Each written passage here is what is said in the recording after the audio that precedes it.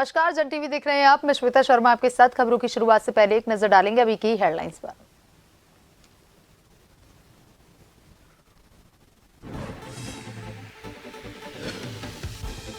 दिल्ली दौरे पर मुख्यमंत्री पुष्कर सिंह धामी हिंदू नववर्ष महोत्सव में करेंगे शिरकत। शाम को गाजियाबाद में व्यापारी सम्मेलन में भी होंगे शामिल।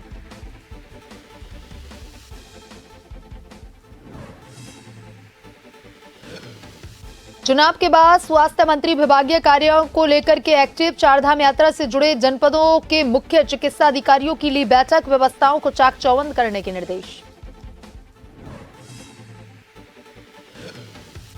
उत्तराखंड में मतदान होने के बाद दावों का दौर शुरू। पार्टी के कार्यकर्ता और समर्थकों से ले रहे फीडबैक। अजय भट्ट बोले, भारी मतों से जीतेंगे।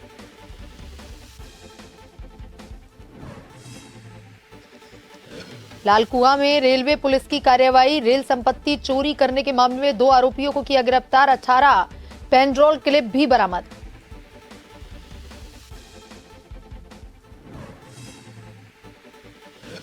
उत्तरकाशी, चमोली और पिथौरागढ़ में आज बारिश के आसार। मैदानी क्षेत्रों में 40 किलोमीटर की रफ्तार से चलेंगी हवाएं। 22 अप्रैल को ज्यादातर जिलों में होगी बारिश।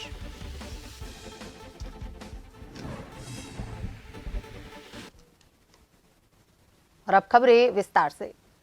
मुख्यमंत्री पुष्कर सिंह धामी ने शनिवार को मुख्यमंत्री आवास में प्रभागीय वन अधिकारियों के साथ वनाग्नि के रोकथाम के संबंध में वर्चुअल बैठक की।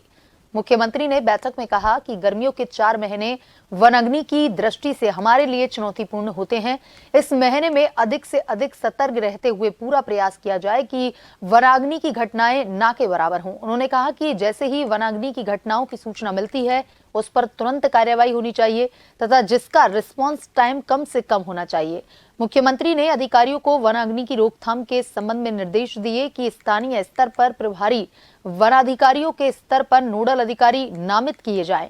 हेल्पलाइन नंबर तथा टोल फ्री नंबर जारी करते हुए उनका व्यापक प्रचार प्रसार करते हुए लोगों में जागरूकता लाई जाए। मुख्यमंत्री ने ये भी निर्देश दिए कि वनाग्नि की रोकथाम के लिए सभी संबंधित विभाग आपसी तालमेल स्थापित करना सुनिश्चित करें तथा इस कार्य में स्थानीय लोगों, जनप्रतिनिधियों, ग्राम प्रधानों आदि का भी सहयोग लिया जाए।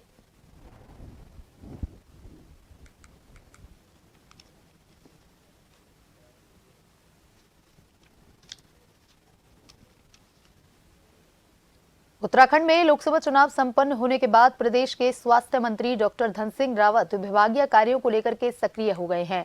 उन्होंने भारत निर्वाचन आयोग से आगामी चारधाम यात्रा की तैयारियों की समीक्षा की अनुमति मिलते ही चारधाम यात्रा से संबंधित जनपदों के मुख्य चिकित्सा अधिकारियों की श्रीनगर मेडिकल कॉलेज के सभागार में बैठक ली, जिसमें उन्होंने यात्रा मार्ग पर स्वास्थ्य व्यवस्थाओं को चाक चौबंद करने के निर्देश अधिकारियों को दिए। इसके साथ ही श्रीनगर एवं दून मेडिकल कॉलेज सहित एम्स ऋषिकेश को अलर्ट मोड पर रहने के निर्देश दिए गए। स्वास्थ्य मंत्री ने कहा कि यात्रा काल के दौरान तीर्थयात्रियों एवं स्थानीय लोगों को बेहतर स्वास्थ्य सुविधाएं उपलब्ध करवाने के निर्देश विभागीय अधिकारियों को दिए।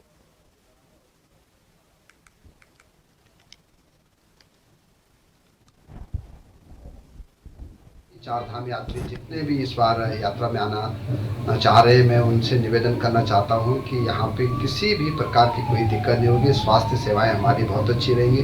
किसी भी यात्री को अगर कोई दिक्कत होती तो हमारे स्वास्थ्य विभाग जो है 24 घंटे यहाँ पे सेवाएं देने के लिए उपलब्ध रहेगा। और मैं कह सकता हूँ कि आज जो मीटिंग हुई है बहुत अच्छी रही है और हर प्रकार से स्वास्थ्य के क्षेत्र में हम उत्तराखंड को अव्वल राज्य बनाना चाहते हैं। पिथौरागढ़ जनपद में शांतिपूर्वक, निष्पक्ष एवं पारदर्शिता के साथ मतदान प्रक्रिया संपूर्ण हो गई है। जिला निर्वाचन अधिकारी रीना जोशी ने बताया कि जनपद में कुल 48.19% मतदान हुआ। मतदान संपन्न होने के बाद 20 अप्रैल की सुबह 6:30 बजे तक 316 मतदान पार्टियां वापस आ चुकी हैं। बाकी वापस आने का सिलसिला भी जारी है और सुबह तक दूरस्थ क्षेत्रों के पोलिंग पार्टियां भी यहां पर पहुंच जाएंगी। इसके अलावा सभी पोलिंग पार्टियों को रिसीव करने के बाद सुबह स्ट्रांग रूम को सील किया जाएगा और 3 लेयर में उसकी सुरक्षा व्यवस्था रखी जाएगी।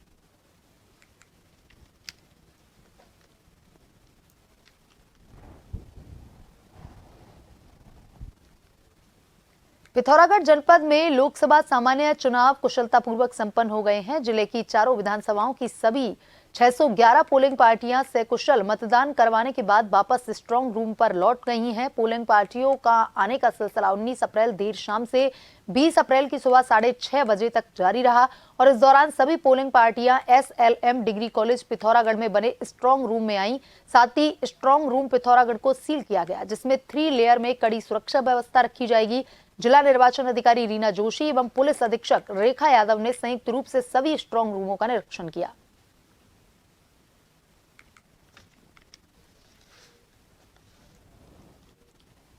लोकसभा निर्वाचन 2024 के लिए मतदान संपन्न करवाने के बाद यमुनोत्री और गंगोत्री क्षेत्र के सभी बूथों से पोलिंग पार्टियां सकुशल जिला मुख्यालय लौट आई हैं, जिसके बाद इन दोनों क्षेत्रों के पोल्ड ईवीएम एवं वीवीपैट को स्ट्रांग रूम में जमा कर उन्हें सीलबंद कर दिया गया है।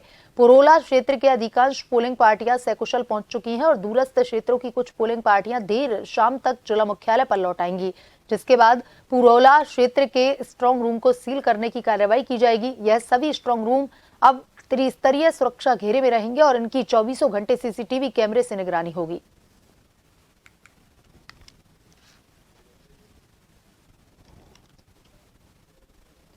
उधम सिंह नगर लोकसभा चुनाव में मतदान की वोट प्रतिशत के मामले में उत्तराखंड प्रदेश में उधम सिंह नगर जनपद दूसरे स्थान पर है, जबकि पहले स्थान पर हरिद्वार बताया जा रहा है, जिसकी वोट प्रतिशत 62 से 63% के करीब बताई जा रही है। इलेक्शन कमीशन की ओर से निर्देश थे कि कुछ स्थानों पर पोलिंग स्टेशनों पर वोटिंग ज्यादा हुई है तथा कुछ स्थानों पर वोटिंग कम हुई है, जिसको लेकर के समीक्षा बैठक भी आयोजित की गई।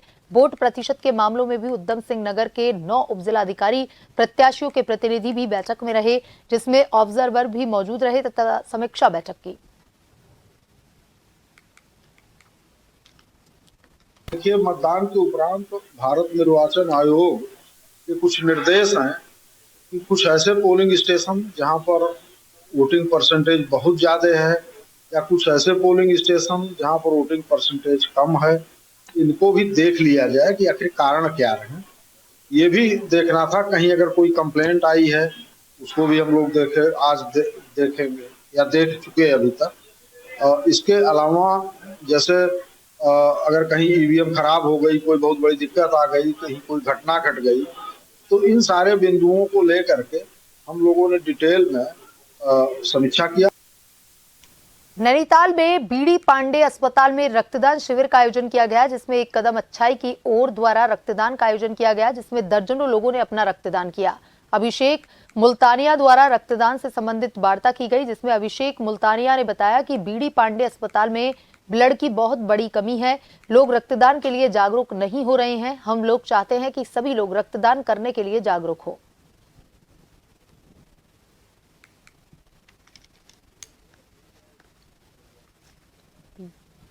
लगभग दर्जन भर लोग रक्तदान कर रहे हैं और ये आज एक कदम अच्छाई की ओर रक्तदान संस्था एवं श्रीमती कविता गंगोला जो समाज सेविका है नैनीताल में, उनकी माता जी की स्मृति में संबद्ध रक्तदान किया जा रहा है। दोनों संस्थाओं द्वारा मिलकर के किया जा रहा है और इसलिए किया जा रहा है कि इसका पर्पज़ एक मेन ये है कि इस समय चिकित्सालय में रक्त की बहुत कमी हो रही है। लोग रक्तदान के प्रति मुझे लगता है कि शायद जागरूक नहीं हो रहे हैं, तो शायद एक बहुत बड़ी कमी है शहर के अंदर। तो हम लोग ये चाहते हैं कि लोग जागरूक हों, रक्तदान करें, लोगों की मदद करने के लिए आगे आए। उत्तराखंड में आज 3 जिलों में बादल घुमड़ेंगे, जिससे हल्की बौछारें पड़ सकती हैं। बाकी जिलों में मौसम शुष्क रह सकता है। हालांकि 22 अप्रैल को ज्यादातर जिलों में बारिश देखने को मिल सकती है। उत्तराखंड मौसम विभाग की माने तो आज उत्तरकाशी, चमोली और पिथौरागढ़ जिले में कहीं कहीं गर्जन के साथ बहुत हल्की से हल्की बारिश होने की संभावना है, जबकि बाकी जिलों में मौसम शुष्क रहेगा। इसके अलावा मैदानी क्षेत्रों में कहीं कहीं 30 से 40 किलोमीटर की रफ्तार से झोंकदार हवाएं भी चल सकती हैं। देहरादून की बात करें तो आज आसमान मुख्यतः साफ रहने से लेकर के आंशिक रूप से बादल छाए रहेंगे।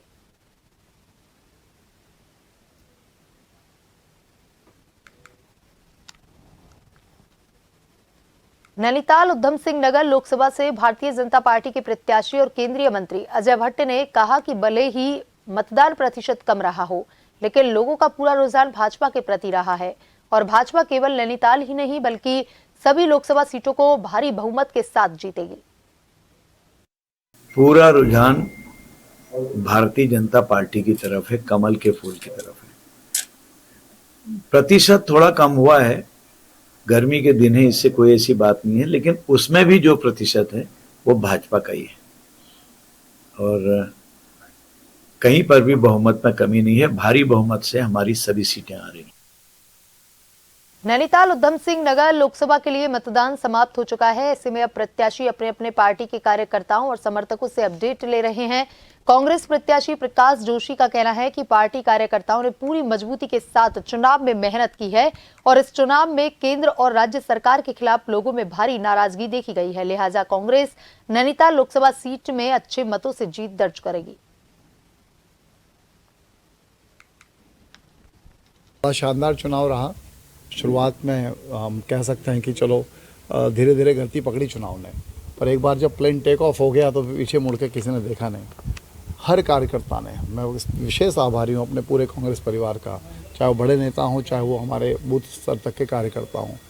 वो सभी कार्यकर्ता जो पिछले कुछ समय से कम भी दिख रहे थे, वो सभी ने अपनी पूरी जान लगाई, पूरी ताकत से चुनाव को लड़ाया और निश्चित तौर पर ये जो सबकी मेहनत है और फिर पब्लिक की जो निराशा इस भारतीय जनता पार्टी की सरकार से, चाहे वो 7 साल से राज्य में है या फिर 10 साल से केंद्र में है, और विशेष तौर पर जो वर्तमान हमारे सांसद थे उनकी जो निष्क्रियता थी, उसके चलते जनता का भी हमें भरपूर आशीर्वाद मिला। और मैं ये दावे के साथ कह सकता हूँ कि कल जो मतदान के बाद अब जो स्थिति है जो निकल कर आ रही है, वो हमें एक भारी जीत की ओर आगे बढ़ा रही है। लोहाघाट विकासखंड के खतेड़ा में 4 दिवसीय सतचूली महोत्सव की महिलाओं की भव्य कलश यात्रा के साथ आगाज हो गया है। महोत्सव समिति के संरक्षक डॉक्टर सुधाकर जोशी ने बताया कि देवस्थली खतेड़ा में मंदिरों के पुजारी दयानंद चिलकोटी द्वारा पूजन अर्चना के बाद कलश यात्रा शुरू की गई। मंदिर में महोत्सव समिति अध्यक्ष महेंद्र वोहरा और भगवती के धामी दिलीप सिंह द्वारा महोत्सव का दीप प्रज्वलन के साथ शुभारंभ किया गया। महिलाओं द्वारा मंदिर में भजन कीर्तन और गायन किया गया। और नजर डालेंगे अभी की हेडलाइंस पर। दिल्ली दौरे पर मुख्यमंत्री पुष्कर सिंह धामी हिंदी नववर्ष महोत्सव में करेंगे शिरकत। शाम को गाजियाबाद में व्यापारी सम्मेलन में भी होंगे शामिल।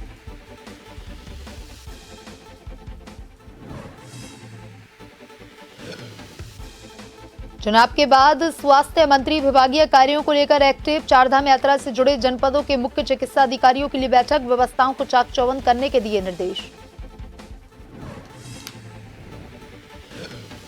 उत्तराखंड में मतदान होने के बाद दावों का दौर शुरू। पार्टी के कार्यकर्ता और समर्थकों से ले रहे फीडबैक। अजय भट्ट बोले भारी मतों से जीतेंगे।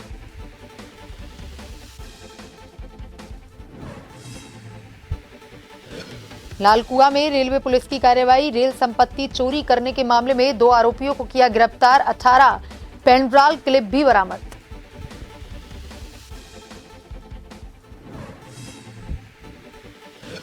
उत्तरकाशी, चमोली और पिथौरागढ़ में आज बारिश के आसार। मैदानी क्षेत्रों में 40 किलोमीटर की रफ्तार से चलेंगी हवाएं। 22 अप्रैल को ज्यादातर जिलों में होगी बारिश।